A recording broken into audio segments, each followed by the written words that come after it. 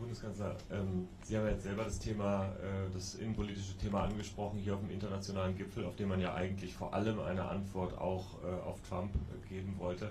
Haben Sie das Gefühl, dass Sie das gebremst hat in irgendeiner Form, was jetzt innenpolitisch bei Ihnen passiert? Und haben Sie das Gefühl, dass Sie vielleicht auch im Praktischen nicht den Freiraum haben, den Sie mit einer Koalitionsmehrheit hätten, gerade wenn es darum geht, neue Finanzmöglichkeiten, zum Beispiel für die Ukraine, freizuschalten? Mittlerweile bin ich ja schon jemand, der zu denen zählt, die da länger dabei sind. Wenn man alle zusammen betrachtet, die in dem Europäischen Rat sitzen. Einige sind schon sehr lange dabei, aber die meisten haben ja in der letzten Zeit neu angefangen. Und deshalb kann ich schon aus dieser Zeit sagen, alle wissen genau, wie die Dinge so vor sich gehen. Zweimal nein. Die nächste Frage, Anna Lehmann. Ich muss nochmal nachfragen, Herr Scholz, zum Verständnis. Ihre Ankündigung bezüglich des Wahltermins, heißt das, Sie könnten sich auch vorstellen, die Vertrauensfrage früher zu stellen? Und ich habe Sie so verstanden, unter der Voraussetzung, dass man sich auf bestimmte Projekte einigt. Welche wären das denn? Ich habe sehr klar gesagt, das ist jetzt ein großer demokratischer Vorgang, wenn neu gewählt werden soll in Deutschland. Unser Grundgesetz macht das sehr schwer. Das ist dazu, weil aus den Erfahrungen der Weimarer Republik eigentlich vorgesehen ist, dass alle 4 Jahre Wahlen stattfinden, dass möglichst nicht zwischendurch zu Neuwahlen kommen soll. Aber trotzdem ist das ja eine Sache, die möglich ist. Und ich selber habe ja jetzt nun aktuell entschieden, es soll zügig Neuwahlen geben. Dazu habe ich einen Termin benannt, mit dem das zügig gelingen kann, wenn man alle Aspekte berücksichtigt. Und jetzt findet einfach das statt, was in einer Demokratie dazugehört. Die, wie das so neudeutsch heißt, beteiligten Stakeholder reden miteinander. Das sind insbesondere die demokratischen Fraktionen des Deutschen Bundestages. Und selbstverständlich werden alle Verfassungsorgane miteinander zu berücksichtigen haben, was die anderen so denken und meinen. Aber ich glaube, da kommen wir schon bald zu guten Ergebnissen. Jedenfalls wäre das meine Hoffnung. Anne Delf von Erster Reihe. Das hat auch nur noch mal nachgefragt zu dem Thema. Das heißt, Sie halten nicht auf Biegen und Brechen an dem 15. Januar fest, sondern Sie sind da gesprächsbereit. Das wäre meine erste kurze Wissensfrage nochmal. Und dann zum Thema Trump. Sie hatten ja oder haben noch immer ein sehr gutes Verhältnis mit dem amtierenden US-Präsidenten. Erwarten Sie denn, dass Sie ein ähnlich vertrauensvolles Verhältnis mit dem neuen US-Präsidenten aufbauen können? Da gab es ja in der Vergangenheit möglicherweise doch ein paar Spannungen. Haben Sie jetzt schon ein Telefonat mit dem Präsidenten, mit dem gewählten Präsidenten vereinbart? Und wie haben Sie eigentlich diese Äußerung von Elon Musk wahrgenommen, der Sie ja, glaube ich, als Narr bezeichnet hat? Das ist ja nicht sehr freundlich.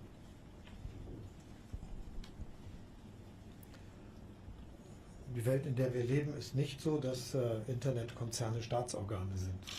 Deshalb habe ich das mal gar nicht zur Kenntnis genommen. Was die Frage betrifft, der Zusammenarbeit mit den Vereinigten Staaten und dem amerikanischen Präsidenten.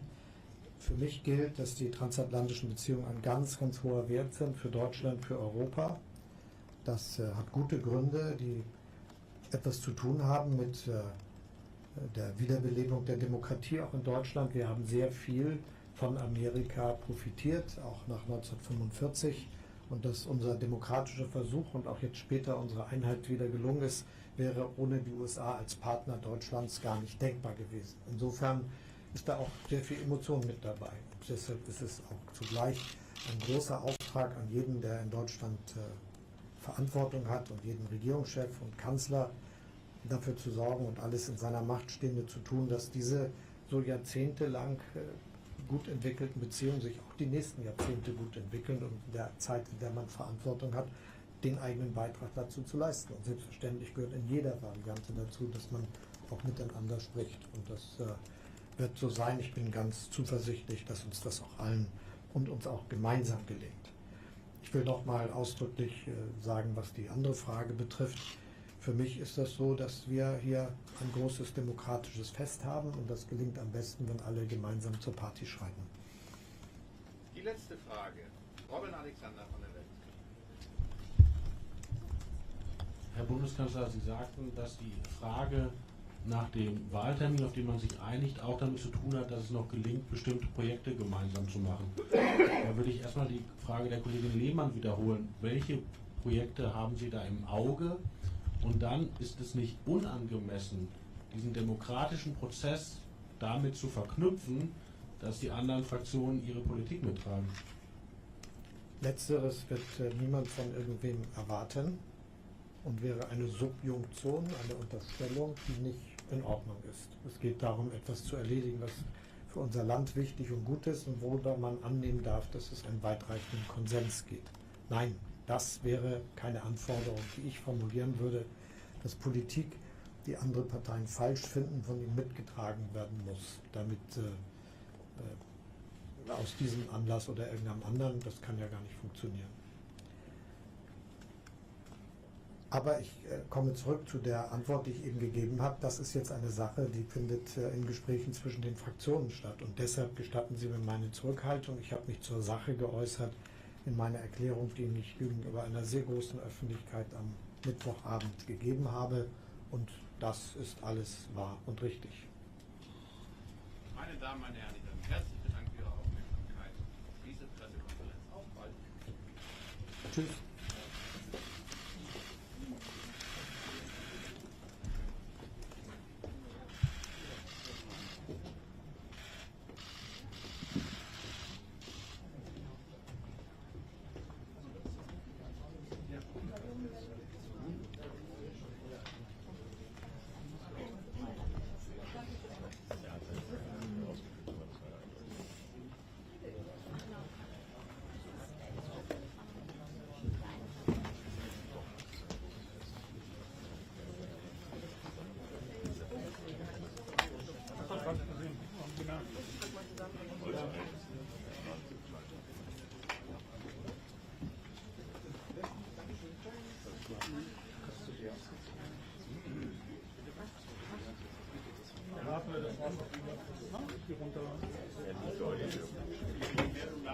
Das war Budapest, Scholz.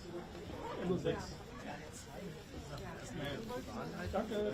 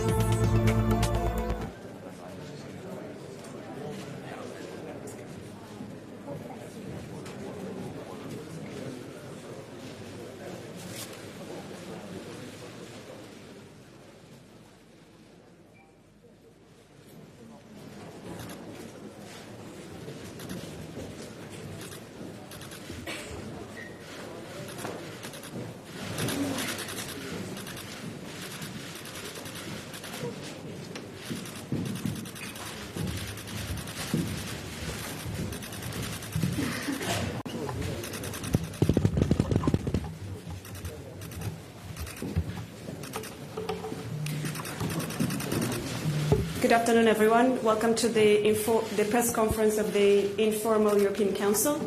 Before we start with the statements by the President of the European Council, the President of the European Commission and the Prime Minister of Hungary, may I remind you that we have interpretation for Channel 1 English, Channel 2 French and Channel 3 Hungarian.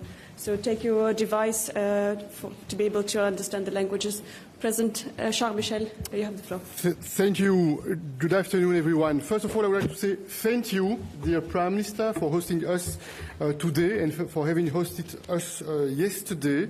It was a very good organization, and we had very good meetings yesterday with the European political community, and we had also the occasion yesterday evening to have a working dinner. Before I say a few words about those meetings, I would like to start by strongly condemning those terrible attacks against Israeli people. I would like to express my solidarity with the victims. Anti-Semitism is not acceptable, and we are absolutely committed to fighting this attack against our fundamental values and principles. Ladies and gentlemen, yesterday evening we had the occasion to have an exchange of views on the transatlantic alliance and the relationship with the United States following the elections of Donald Trump. It was the occasion to congratulate him. We had the occasion to talk, some of us, with him yesterday or in the recent days. We are ready to strengthen the transatlantic ties. We are ready to cooperate, to coordinate in various fields with the United States. And I see three important elements for this coordination and this cooperation.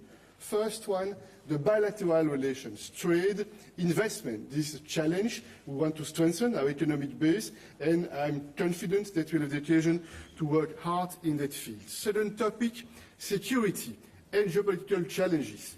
Ukraine, the Middle East, it requires more dialogue, it requires more efforts to make sure that we defend our common interests. And for instance, yesterday, in this phone call with Donald Trump, we had the occasion to discuss Ukraine and the Middle East, and I'm absolutely convinced that in the days to come, in the weeks to come, we'll continue to work with the United States and to identify how we can defend our common values and principles. You know our positions. Many times in the European Council we have had the occasion to affirm our support in various fields for Ukraine, and I'm absolutely convinced on my side that supporting Ukraine, this is also a way to defend our values, but also a way to send a signal to the rest of the world that the international rules-based order is essential, and that you want to defend the UN Charter and the principle of sovereignty and territorial integrity, because if not, this is making all of us more vulnerable, and this is making the world at risk. Point three, the global challenges. Climate change, digital, we can see that there is a transformation of the economic paradigm, and it means that we have to work on those topics with partners all across the world. And then, ladies and gentlemen, I would like to say that one thing was clear yesterday at the level of the leaders. All of us, we agree that the challenges we faced yesterday are not different today. These are the same challenges. And all of us, we agree that we have started many months ago. It started in Versailles, followed by Grenada in Spain, and under the Belgian presidency in April, with again the occasion to identify our common challenges. In June, before the summer, we have agreed on what we call our strategic agenda. In fact, this is the plan, the EU plan, to address those common challenges. And here we see a few priorities. The first one is competitiveness. And today, this morning, we had the occasion to have an exchange of views with Mario Draghi and with Christine Lagarde. Nous avons eu l'occasion ce matin d'avoir un échange de vues sur la compétitivité. Je vais résumer le propos en disant qu'il y a un très grand consensus au sein du Conseil européen pour considérer qu'il y a une priorité absolue, c'est réduire la fragmentation et renforcer l'intégration, principalement sur deux sujets. Le marché intérieur, on doit approfondir le marché intérieur. Mario Draghi a parfaitement montré que, par exemple, le secteur des technologies digitales a besoin d'un approfondissement technology sector needs a deepening of the market, and the same applies to services. Egy másik téma a tőkepiac témája. Hosszú ideje mondjuk, hogy a szétaprózódást meg kell szüntetni, és a vállalatok helyzetét meg kell könnyíteni, hogy hozzáférjenek hozzá tőkével, amellyel beruházást, innovációt tudnak végrehajtani. Azt hiszem, hogy a mai vita is megmutatta, hogy mennyire sürgős témáról van szó, hogy előre kell haladni a tőkepiacok tekintetében, hogy a megtakarítások, beruházások unióját meg kell valósítani. Aztán még valami, amiről szeretnék beszélni röviden, ez pedig a pénzügyi eszközök kérdése. Azt hiszem, hogy a budapesti nyilatkozat jól azonosítja azt, hogy milyen mérföldkövek mentén kell együtt dolgozzunk. Arról beszéltünk, hogy meg kell nézzünk, melyik az új eszközök, mi mindent jelent ez. Konszenzusra van szükségünk ebben a témában. És abszolút biztos vagyok abban, hogy a következő hónapokban a következő intézményi keret előkészítése során már az új intézményi ciklus feladata lesz, hogy lefolytassák ezt a vitát. Az Európai Beruházási Bank használata fontos, ez egy hasznos, erős eszköz lehet.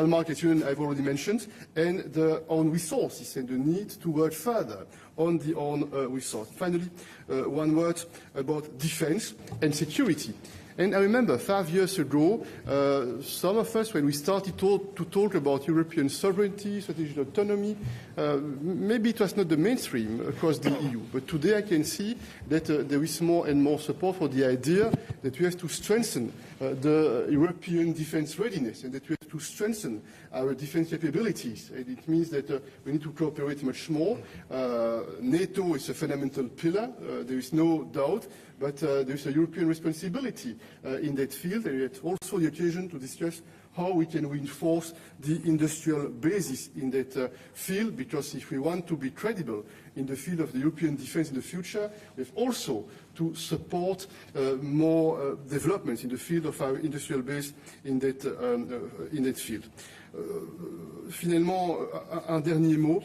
Pour indiquer que l'unité, la confiance, ce sont les ingrédients magiques pour relever les défis. L'unité et la confiance, c'est rarement spontané. Ça demande des efforts, des mutuels, ça demande des efforts pour accepter de comprendre l'argumentation de l'autre et qui n'est pas d'accord avec soi-même. Je pense encore une fois que ce soit en cette réunion de la communauté politique européenne ou au sein du Conseil européen, cette capacité Council, we have shown here in Hungary and Budapest, we've shown that we can listen to each other and that we can look to how we can best move forward for a stronger, more resilient and more sovereign Thank you, President. Thank you. Thank you, President. Madam President, President of the European Commission, you have the floor. Thank you very much. Let me also start by saying that I'm outraged by last night's vile attacks targeting Israeli citizens in Amsterdam. This morning, we have been informed by Prime Minister Schoof to get a full overview over the situation. I strongly condemn these unacceptable acts. Anti-Semitism has absolutely no place in Europe, and we are determined to fight it and to fight all forms of hatred. We want Jewish life and culture to thrive in Europe. Let me turn to the meeting here we had today of the informal meeting of the European Council. And first of all, I want to thank you, Prime Minister Orban, dear Viktor, for the outstanding hospitality and organization of this informal European Council. Budapest is well known for its history, but also for its hospitality. And indeed, I can confirm it is a famous hospitality that we're lucky to experience here, so thank you very much for that. And then, dear Charles, I also wanted to thank you. Today is your last European Council. And I want to thank you for all your work and dedication over the last 5 years, for your commitment to making the European project moving forward, despite the many, many crises and the heavy storms we went through together when we think of the pandemic and, for example, the Russian war in Ukraine, but many other difficult topics that have had to be solved. Dear Charles, today we're stronger than we were 5 years ago, and this is also your success. So thank you very much for these 5 years. Last night at dinner, we discussed the results of the elections in the United States. The United States is our biggest economic and trading partner. We share a unique historical bond, and our citizens share millions of friendships across the Atlantic. So it is important to build good relations with the new administration from the very beginning on. And this is how we will continue to shape the positive transatlantic agenda. I had the opportunity yesterday afternoon to congratulate Donald J. Trump on the phone early on. We discussed, among others, the topic of Ukraine and defense, trade and energy. And it was a brief discussion about these topics. And of course, I'm looking forward to develop these topics together. Today, our main issue was Europe's competitiveness. And we first of all mapped our strength. For example, that we compared with our main competitors have the longest life expectancy. We have an excellent education system that does not rely on the income of the parents. We have the lowest inequality between incomes, so a lot of social security. We have the biggest reduction of CO2 emissions, but we also know that we have areas where we have to improve our performance. And the basis of our discussion was and is the invaluable work of Mario Draghi. It is a year ago now that I asked him whether he could produce such a report looking at the competitiveness of the European Union. It was in preparation for the next cycle of the Commission. It was very well received, as you've seen over the last weeks and months since publication. And there's a broad consensus that this is the basis to discuss on and to move forward. What has increased is the urgency to deliver on the topics that are in this report. And it is absolutely impossible to describe it in full shape here, but let me give you a slight flashlight on 3 priorities. First, very clear from this report, we must close the innovation gap that we have with our global peers. Above all else, it's about diffusing digital innovation throughout our economy. We are very good in groundbreaking research, outstanding, but there is a deficiency in bringing the research results into a product and scale up the product on the market in the European Union. So there are still a lot of barriers to innovation and innovative startups that we see and that the report sees. So first priority must be to take down these barriers with simplification and speeding up. And as a first step, to cut red tape for these startups. We have already started to do that, but we want to go further. What the startups tell us, the innovative startups, they tell us that it is for them very cumbersome to go to the single market because they often face 27 different regulations they have to deal with. So we want to propose a 28th regime, which says that for these innovative startups, a single rule book, a simple and single rule book for the whole of the European Union is accessible. It's voluntary. We have around 182,000 innovative SMEs. So this will give them access to the whole single market and give them the possibility to scale up. The goal is indeed to use the full single market to scale up. There are many more tracks that we have to work on the single market. I will not go in depth now, but I just want to say that the letter report is very helpful here also as a roadmap for the way forward. The Commission will present in June its strategy drawing on this report, and we will look at a better enforcement of the rules. We want to facilitate most and importantly cross-border trade, innovation and investment. Speaking of investment, as Mario Draghi pointed out, we need more investment, specifically more private capital. It is essential to ramp up also the private capital's investment in research and development. So we will work on a European savings and investments union, because lots of the savings, was very impressive today to listen to Christine Lagarde, lots of the savings are not taken forward for valuable investments, but in the bank or in cash. So they could, if there is a more conducive environment for these investments, go to a deep and liquid capital market and leverage the wealth of these private savings. One other task to look at for not only closing the innovation gap, but also for the second priority, and that is to have a joint plan for competitiveness, decarbonization and digitalization.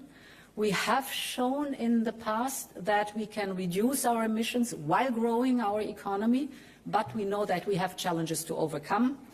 So in the first 100 days of the new mandate, we will propose a clean industrial deal. It will build on Mario Draghi's report and on the 10 different sector dialogues we have led in the past month to ask the industry, with a commitment to 2050 climate neutrality, what is it what you need to get to this goal? How can we support you in getting there? And the sum of it will be in the clean industrial deal. One major topic in it will be energy. Energy was a big topic today in the discussion too. We know that it was a huge challenge to overcome the energy crisis unleashed by Russia's war in Ukraine, but the energy prices are still structurally too high. They have to go down, and this is one of the tasks for the new Commission ahead of us. We discussed the topics grid and interconnectors and storage. Simpler, faster permitting for renewables will be essential here. The third and last priority I want to shed a light on is reinforcing our strategic security. We know that over-dependencies can quickly turn into vulnerabilities, and this is why stable and secure supply chains are needed to power the future of our economy. You all know the topic of critical raw materials. We know that by 2030, for example, at the end of this mandate, demand for some minerals will rise exponentially. So we need action now and coordination at EU level to secure this access. There are two ways to do this. One way is to diversify, so to have a trading partnership with other regions of the world so that we're not depending on one single supplier, but we have a diversified chain of supply of critical raw materials. The second is even more interesting, and that is the whole topic of the circular economy. If you recycle, you do not need to get new critical raw materials. And if you look at the latest development in the startups for recycling, it's fascinating to see how much they can take out of a product that would go to waste normally, and take out again these critical raw materials or other valuable resources and put them into the new cycle of production again. So a way forward to follow up. I will stop here. It was a very fruitful discussion about the Draghi report and the roadmap forward, and thank you for your attention. Thank you, Madam President. The Prime Minister of Hungary, Mr. Orban, you have the floor. Thank you very much. May I speak Hungarian, I suppose so. Tisztelettel köszöntöm Önöket. Good afternoon, ladies and gentlemen, and thank you for accepting our invitation. Mindenek előtt magam is szeretném Magyarország nevében elítélni in the name of Hungary, I'd like to condemn the anti-Semitic actions that took place in Amsterdam. Ez számunkra, magyarok számára is elfogadhatatlan. Us Hungarians find this unacceptable. Önök most egy olyan városban vannak, ezt a you are külföldieknek now mondom, visiting a country, those of ahol us Európa talán legnagyobb here, so you are visiting a city that has perhaps the largest synagogue of egymástól of lényegében Europe egy kőhajításnyira van. the country's largest Catholic cathedral. És ez a közelség egyben szimbolizálja is a mi városunkat. And this closeness and living together is a symbol of the Hungarian way of Különböző life. kultúrák találkozóhelye, kelet, nyugat, Hungarian észak, dél, Budapest és is ettől a különlegesen site where toleráns. various cultures meet, east and west, Ezért élünk itt Budapesten north and békében south, és and biztonságban we együtt. live together És azt in kívánom az peace and amsterdamiaknak, security. hogy ez nekik And is sikerüljön. I hope that Önök is tudják, hogy Amsterdam will be able to achieve that informális ülést once again in tartott the az future. Európai Tanács Budapesten. Now, of course, you know that Magyarország volt már the European elnöke, soros Council elnöke az Európai Uniónak. held an informal meeting here in Budapest, but not for the first time. Hungary has akkor already nem volt been informális csúcs találkozó Budapesten, ezért az első ilyen a host, alkalom. or rather chairman of the council, but we didn't have an informal council at that time, so it was a special honor for us Csak to hogy fölöslegesen ne kérdezzenek, ezért play előre host to the szeretném leaders of Europe. leszögezni, hogy mindannyiunk előtt közismert, hogy vannak az Európai Unió Bizottság és Magyarország között súlyos politikai konfliktusok. there are significant political conflicts between the European Commission and Hungary, and of course I have my own disagreements with the President of the European Commission, but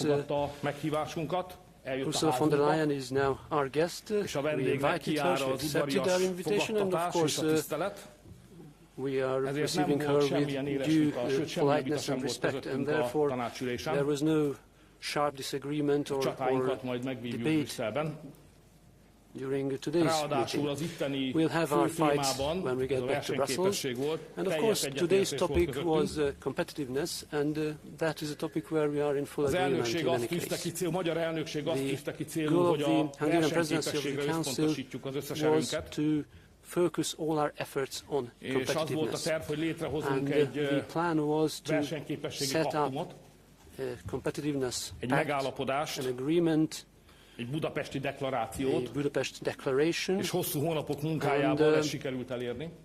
Through several months of intense work, we achieved that. I'd like to thank my colleagues who worked on this, and also the President of the Commission and all her colleagues, Charles Michel, my friend, and his colleagues, and Mario Draghi, who nagyon sok ember munkája kellett ahhoz, hogy el tudjunk fogadni egy közös dokumentumot, it took quite a lot of work to come to a document that we can all agree on, and that places competitiveness at the center of European activities for the coming years. The facts are well known. The growth of the European Union has been lower than that of China or the United States. Productivity is growing at a slower pace here in Europe than it is at our competitors, and the share of Europe in world trade is decreasing. European companies are paying 3 times as much for electricity than their competitors in the United States, and the ratio with regard to gas prices is 4 times higher.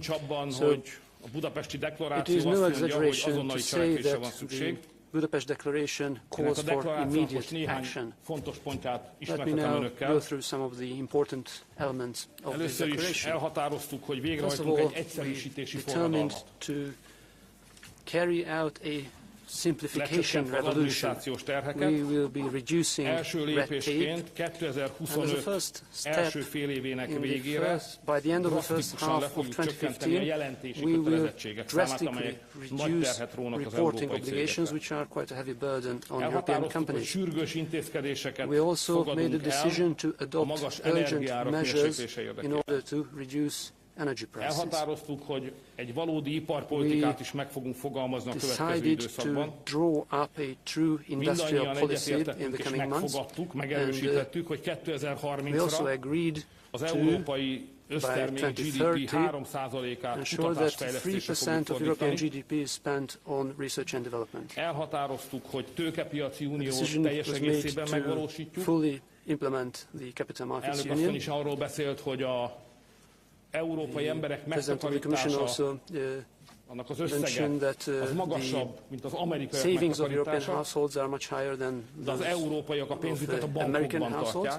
However, Europeans keep their money in the banks, and banks are just constitutionally not able, not set up to finance risky high-tech investments. So we need to move bank deposits to the financial markets and essentially convince European citizens to move their money so that they can better be used for innovative economic solutions. So we will be taking steps to encourage that shift. We also decided to set up a European defense industrial base. We agreed that the focus of the next 5 years will be competitiveness, and we agreed that all upcoming legislative proposals will have to be accompanied by a competitiveness test in order to ensure that we are well informed about the impact of each new piece of legislation on competitiveness. The President agreed with members of the Council that we will regularly return to the issue of competitiveness at the meetings of the European Council. I'm quite optimistic at the end of today's discussions. It is quite clear that nobody is interested in managing a decline. We are all interested in making Europe great again. If the Americans have decided to make America great again, there is only one suitable, possible European answer to that: make Europe great again. Thank you. Thank you, Prime Minister. We'll open the floor for questions, and we start with the Razzi.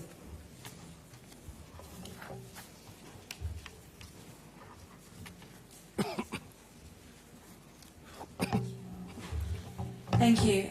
Razia Akoc, AFP News Agency. My first question will go to the European Commission President and the European Council Chief.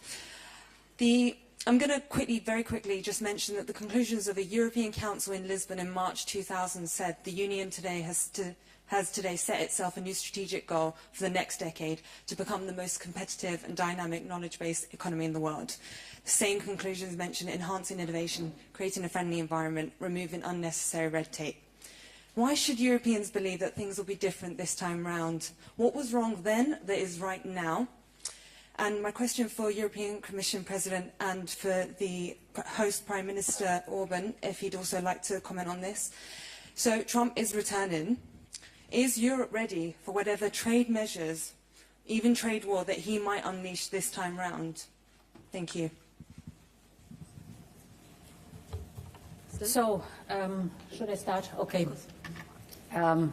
First of all, we should not underestimate that since the dates you were mentioning, I'm speaking about competitiveness now, since the dates you were mentioning, enormous involvement, industrial research and development involvement has taken place. So it's not the same status as then.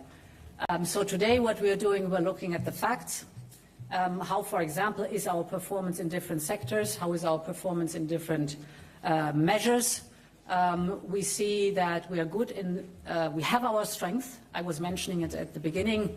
And we also have, for example, in innovation, a remarkable talent in Europe. For example, with the whole clean tech sector, we are world leading, so we have our strength.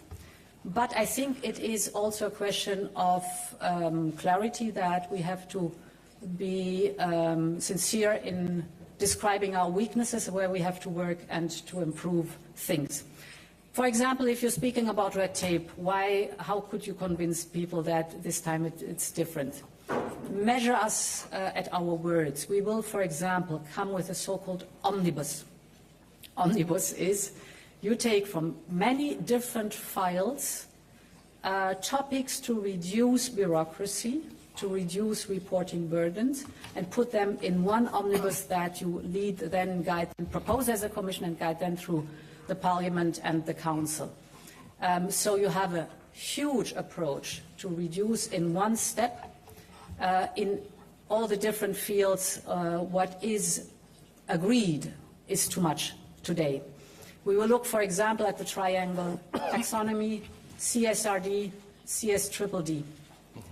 And important is, and this is something we agreed also in the informal council here today, the content of the laws is good.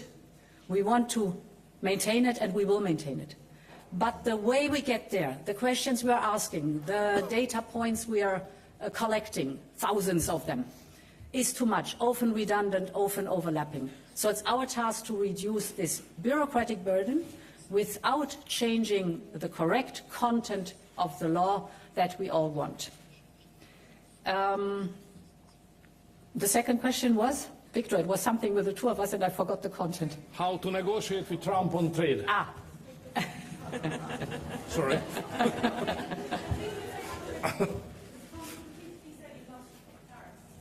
Yes. So I think, first of all, engage.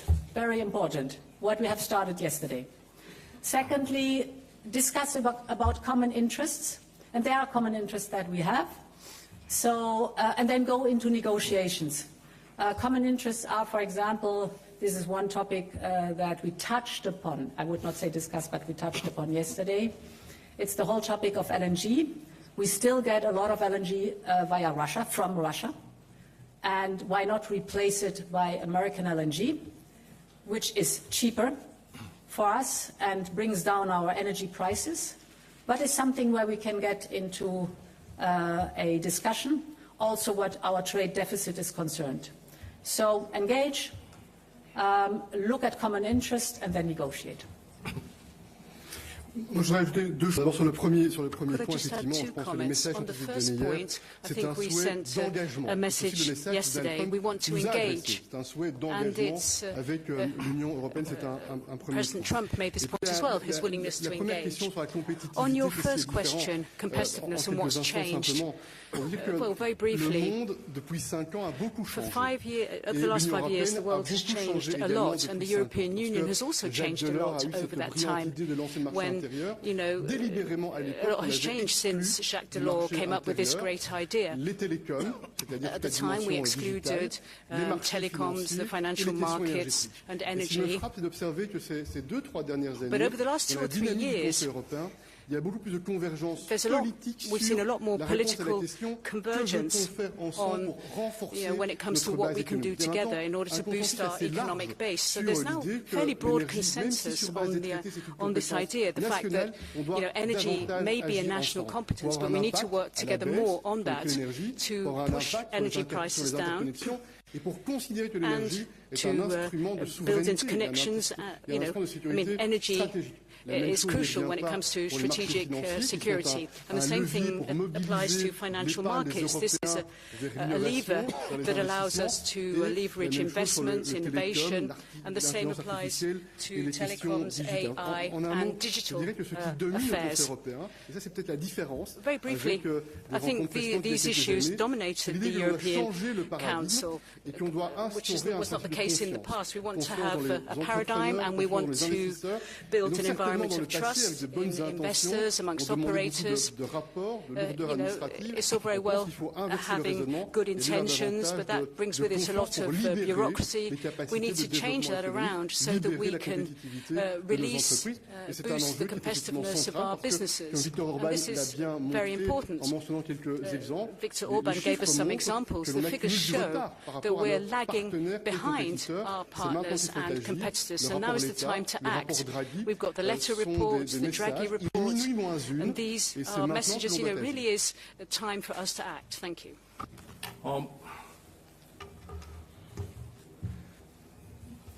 Mint egy veterán szeretnék kapcsolódni azon. As a veteran, may I just join to your statement about the targets we have set up in Lisbon?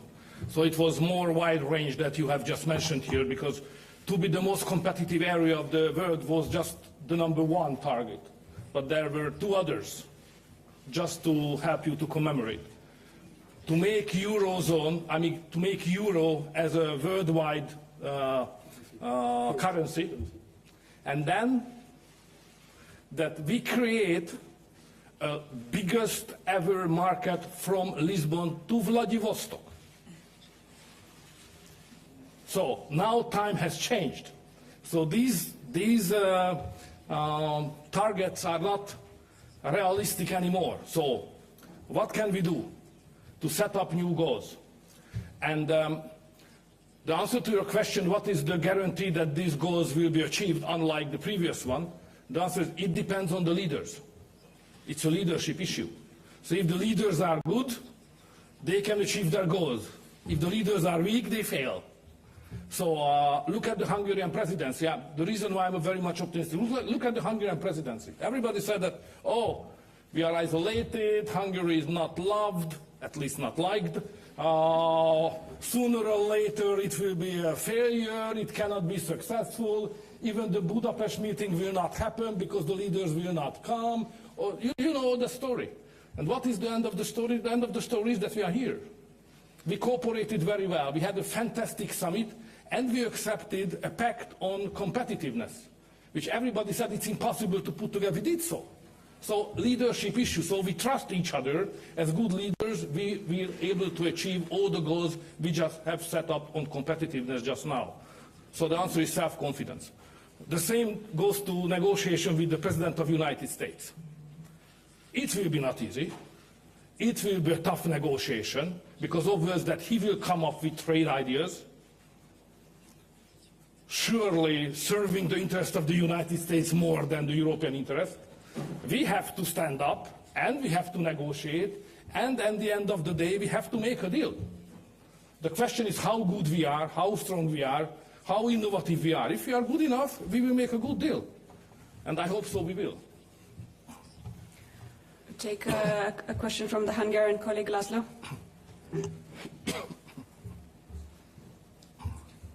Jó napot kívánok, Mészáros László vagyok a Magyar Televíziótól. Orbán miniszterelnök úrtól kérdezném, hogy látja, mennyi időn belül lehetnek érezhető hatásai annak az alapcselekvési tervnek, amelyet most elfogadtak. Magyarország miként tudja kivenni ebből a cselekvési tervből a részét. Illetve annyit kérdeznék még öntől, hogy a két komoly diplomáciai találkozó után mik a magyar elnökség további tervei? Any further plans for the Hungarian presidency after these two major diplomatic summits? I'll be brief. The Hungarian presidency is of course not over yet. This was a very good meeting with great results, but we still have some surprises in reserve for you. I'm not going to discuss them in detail now, but we still have 2 months, and I do hope that we will achieve significant results during that time. Az első kérdésére, hogy mennyi idő kell, And as regards your first question, how much time it will take for the results to materialize based on the decisions made today, my answer is 6 months. By the 1st of July 2025, we'll have to stand here or somewhere together and report on what we have achieved of the objectives that we set today. We will have to report on which objectives we have achieved and which ones have been partially achieved, to what extent. I don't think we have any more time than that. Emmanuel Macron of France is a little more optimistic. He says we have 2 years to achieve these objectives. I think we have to do it in 6 months, and it is possible to achieve tangible results in 6 months. Henry. Thank you so much. Henry Foy, Financial Times. Question to the two presidents.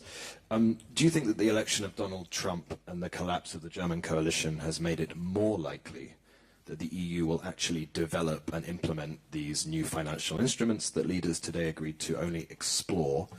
And is pressure increasing on the countries that currently oppose these measures to drop that opposition? And to the Prime Minister, you've talked today about the need for unity in the EU and the need to unify around the competitiveness challenge to form a common European response.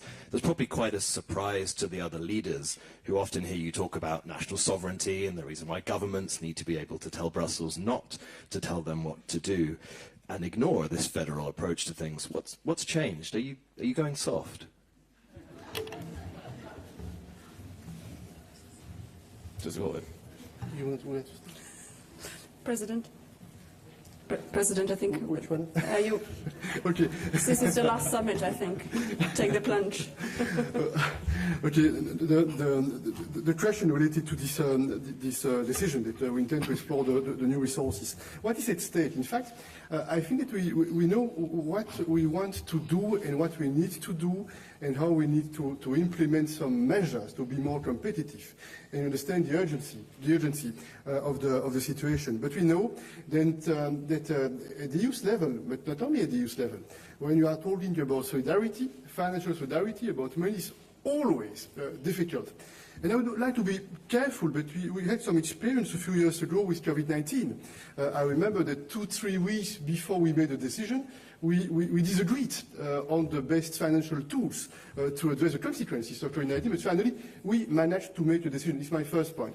And my second point is the following. It's also based of my modest experience within this group of 27 leaders the last 10 years. I think this is important not to forget that it's solidarity. This is a both-sides approach. On the one hand, it's a question of financial support and financial means that we dedicate to reach some common goals. This is one part of the story. Another part of the story is related to the reforms, the structural reforms, so that the trust is guaranteed on both sides. And I remember that what made the difference a few years ago when we had an agreement on the multi-annual framework is this trust. Is because we understood that through the tools that we were putting in place, it was not only a one-side approach. This was an approach based on the idea that solidarity is not only a question of money, this is a question of financial support, financial means, but also a question of what are the domestic reforms we are going to implement so that we guarantee more trust among us. So I will answer this question independent of singular member states' developments. You were referring to the so-called new financial tools or innovative financial tools, where we agreed in the conclusions to explore them. And I think it was very clear, if I may go one step backwards, we need more private investment, but this is on a different sheet of paper. We need more public investment. If we look at all the needs that are out there, starting with security and defense, and going to the topic, for example, of supporting our innovative industries. The approach has to be very clear. We first have to define our priorities, indeed. And if the priority is that for certain military capabilities, we're not able to finance, and it's not smart to finance them individually and fragmented in 27 member states, but that it's much more better to finance them on a European scale, then we can discuss how we finance that. And you know my answer that there are two ways to do this. It is either contributions to the budget or new own resources to the European Commission. And both include, of course, that you raise capital at the capital markets.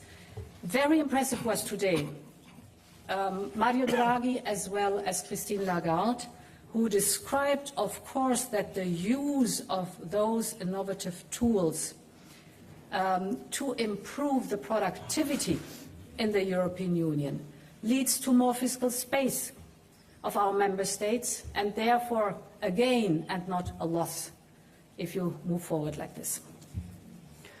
Okay, on the transformation you have just, the question of transformation you have just raised, being federal or national, you know that I'm a national guy. Unfortunately, to be national, it's not an accepted expression, so it's better to say patriot, you know, I'm a patriot. So that's how I look at the European institutions, but I promise not to open up any big arguments between us and Hungary. So I will not do that. But I just would like to underline that it was easy to make an agreement on competitiveness because it's not ideology. It's a very pragmatic thing. So my concept is that the European interest is nothing else, just the sum up of the interest of the all member states. So that's the reason why I was involved into establishment of a new group in the European Parliament called Patriots for Europe. Don't forget, not Patriots against Europe, Patriots for Europe. So we are a European guy on national basis. And competitiveness is a good issue to make agreement even with the institutions of the European Union, which stand at this moment on different basis than we would like to see it. But anyway, that's for another occasion. Lawrence.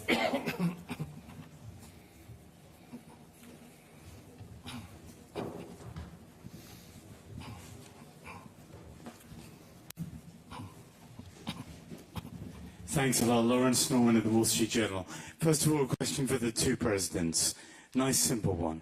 Can Europe plug the gap in support for Ukraine if Donald Trump cuts off aid? Can it? and will it? And a question for the Prime Minister. Please. You are making an argument that the strategy on Ukraine is not there.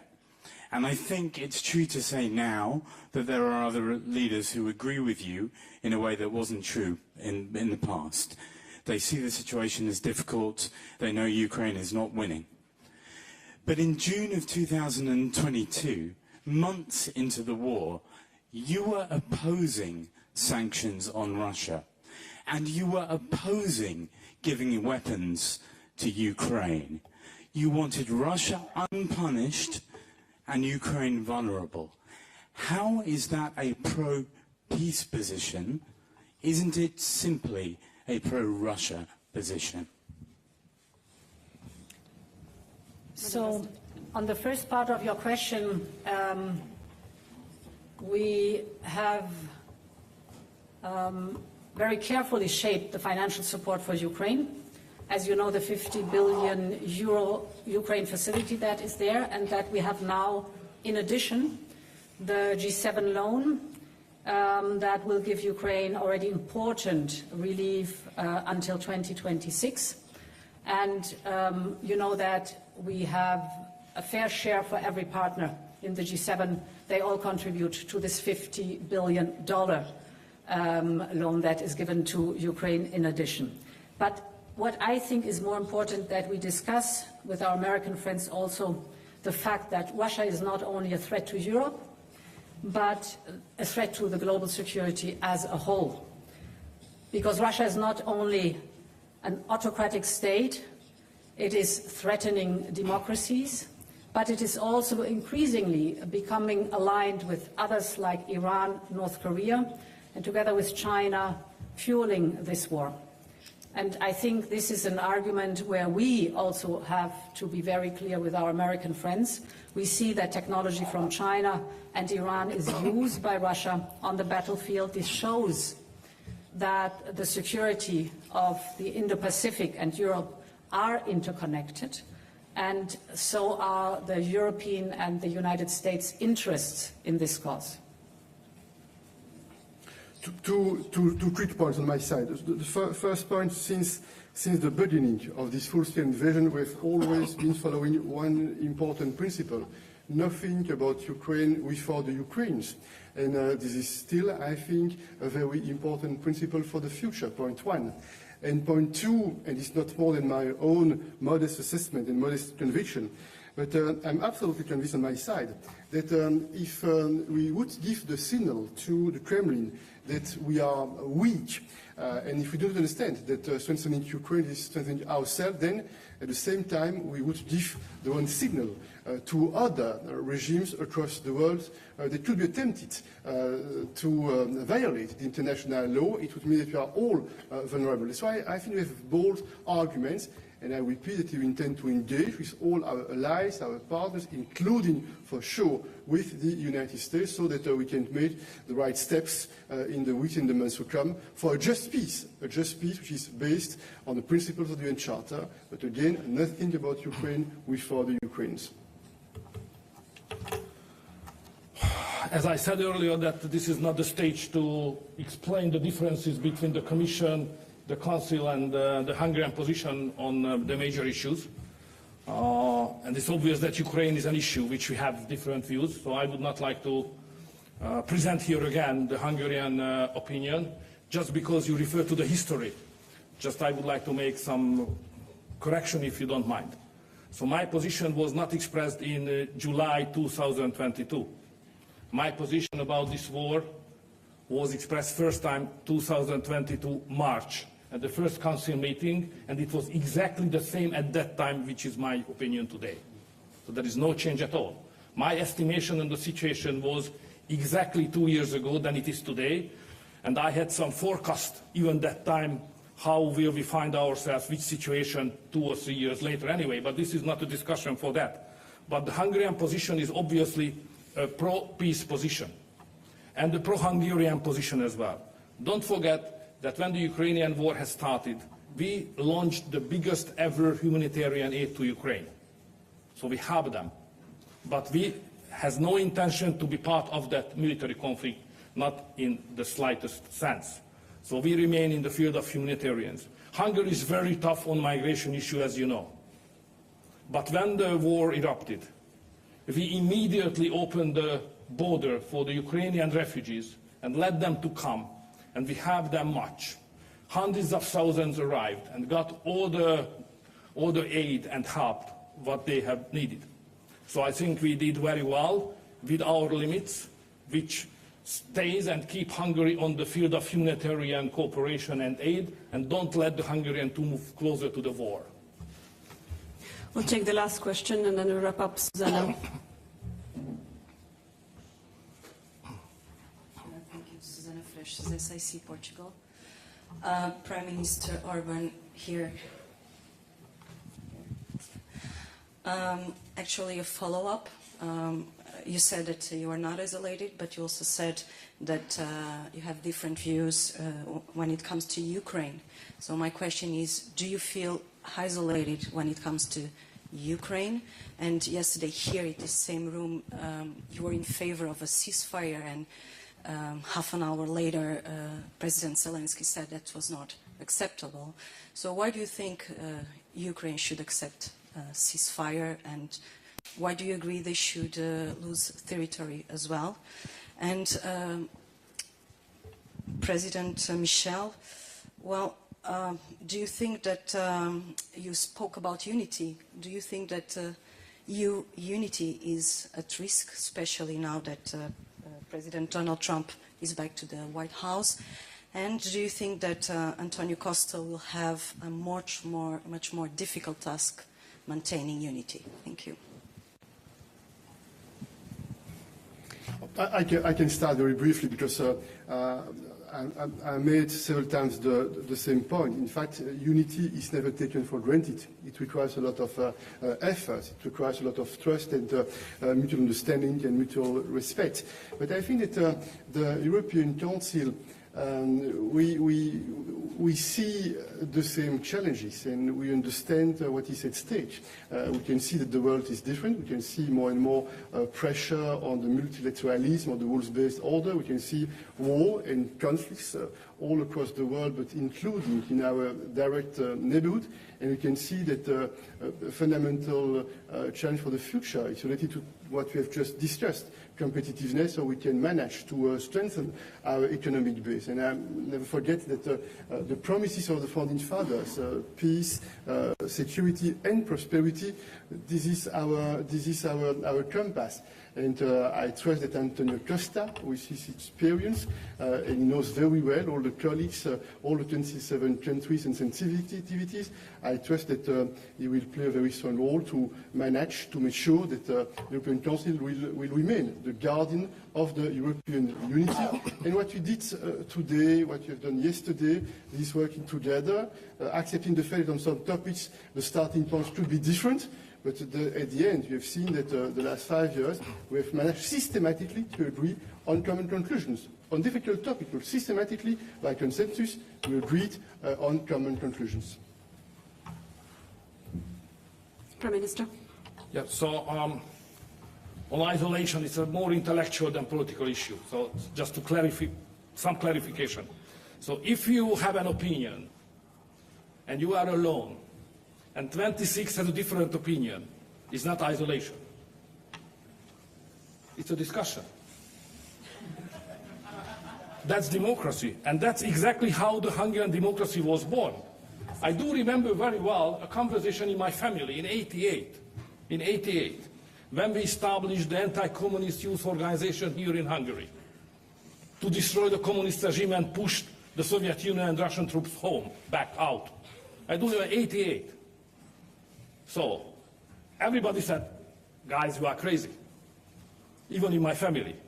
It's impossible that in several years, I said it will happen soon anyway, that it could happen. So, you know, I was born in a face wind, politically meaning. So, you know, to be alone with my opinion and then to fight to convince the others to follow my opinion, it's the GNI. It's part of our DNA. So it's never perceived in Hungary as isolation. So when we have an opinion, when Hungary is different, like migration, 2015, Hungary was totally alone with the fence and with the concept that we have to stop the migration flow at the border. You know, we were totally alone, but we were not isolated. We were involved into the discussion. Being isolated means that you are not part of the discussion, but we were always part of the discussion, and we remained. And you know, we always fought to convince the others that, look, we have some arguments which should be more considered than you have done up to now. So this is how we understand democracy and how we understand isolation. It's two different things. On what Ukraine should do, that was your other question. It's not my job to answer to that question. Ukraine is a sovereign country. Hungary is a sovereign country. What Ukraine will do, it's exclusively belonging to the Ukrainians. They decided to fight, and they fought heroically anyway. It's their decision to continue or not. So what I'm doing, I try to isolate, if I say in that way, Hungary from the danger of the war and the possible getting worse situation which can have bad impact on Hungary. In July, I went to Kiev and to Moscow as well anyway. I was criticized heavily for that. I would not like to recall all the details. But what I have done in Ukraine, not to convince the Ukrainians to do something, I just tried to explain to the president that, please, my friend, the time is not on your side. And I'm ready to help you to create somehow a ceasefire and then later on a bearable peace. I was rejected because the president said that, Viktor, this is not my point. My point is, as president of Ukraine, that the time is on our side. I said, thank you, President, I can't do more. So what I have done after that, realizing that neither of the warring parties is ready to make a ceasefire, and both of them are convinced that the time is on their side, I continue my efforts to organize a kind of international climate as broad as possible to create a pro-peace climate around the war, and then to influence the warring parties that sooner or later they have to have a ceasefire and then some negotiations, and to restore communication. So that's what I have done. I would never dare to say what should be done to the Ukrainians. Their country, their future, their life, sovereign country. But I am ready to have them as many times as I did, because the neighboring country fought heroically, and they deserve a better future than as it looked like just now. Thank you.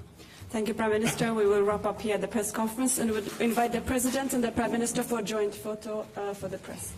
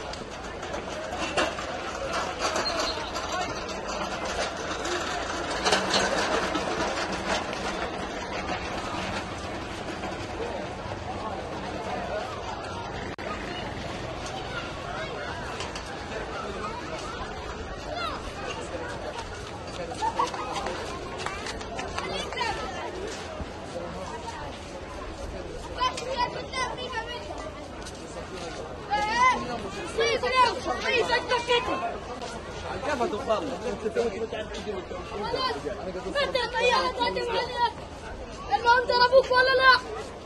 لسه انت بتسال مناطق ايوه زي المناطق الدولة. لا